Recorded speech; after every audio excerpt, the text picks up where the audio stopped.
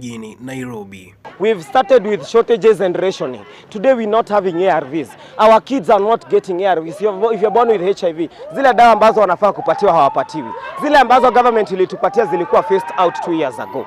They are making our children suffer because of mistakes they did not commit.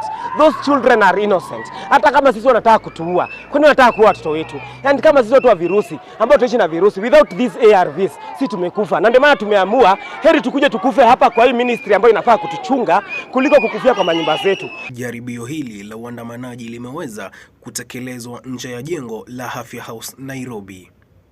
Tetesi ambazo zimewakilishwa ni kuwa mara ya mwisho dawa kufikishwa ilikuwa miezi 6 iliyopita. It's like 6 months tumekuwa. Actually it started last year, ika story tu dawa zinakuja. Kuna zile zimekwama port for the last 6 months. Then my question is, zinafanya nini? Because people in the facility have been given expired drugs.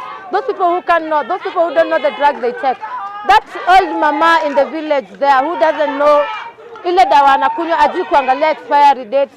Wanapewa dawa expired.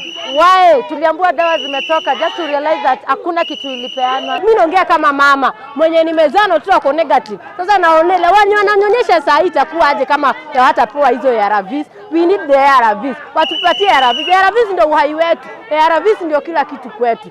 Huku masahibu ya kupehanwa kwa dawa ambazo tayari zimeharibika, ukosefu wa vifaa vya kupima virusi na hata kupotea kwa mipira ya kondomu kuibuka.